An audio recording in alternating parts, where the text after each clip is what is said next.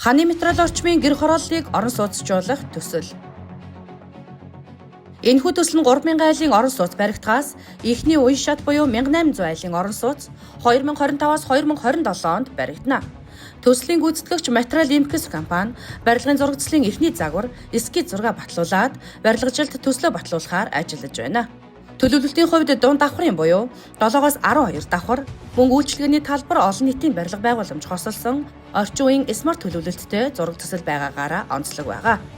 Ийхүү сонгоо архин дүүргийн 5, 6, 7 дугаар хорооны нутаг дэвсгэрт байрлах ханы материал орчмын гэр хорооллыг орон сууцжуулах төсөл хэрэгжижснээр хүн амын хэт төвлөрлийг сааруулах, иргэдийн төлбөрийн чадварт нийцсэн орон сууцны хангамжийг нэмэгдүүлэх, эрүүл аюулгүй орчинд ажиллаж амьдрах нөхцөлийг бүрдүүлж, агаар хөрс орчны бохирдлыг бууруулах давуу талтай юм а.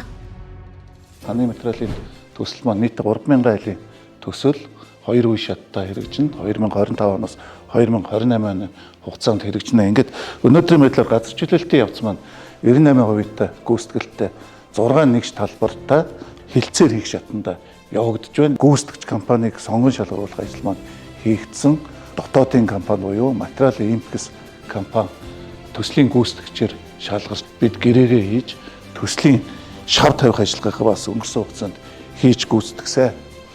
Ингээд өнөөдрийн байдлаар 3 нэгж талбарын айлуудад татгалзсан байдалтай 3 нэгж талбарын айл үнэлгээн дээр тохиролцох, зөвшөлдсөх ийм шаттай явагдаж байна. Нийтдээ 213 нэгж талбар буюу 12.6 га талбар хамрагдж байгаа. Ингээд төсөл гүйцэтгэгч компанитай бид өнгөрсөн хугацаанд төслийн хилцээр хийгдсэн. Ингээд эхний ээлжийн барилгач 1800 айлын орон сууцны төслөөс бид нийслэл газар чөлөөлтийг хийж өгөөд төсөл хэрэгжүүлэгч компани маань өөрийн хөрөнгөөр 1800 айлын орон сууцны төслийг одоо 3 жилийн хугацаанд хийж гүйцэтгэгдэнэ. Ингээд нийслэлийн орон сууцны корпорацид нийт одоо баригдсан орон сууцны 15%-ийг одоо орон сууцны санд хүлээлгэж өгч бид одоо тухайн орон сууцнаар тухайн бүсийн 2 дугаар ээлжийн газар чөлөөлтийн ажилд одоо зарцуулах болно.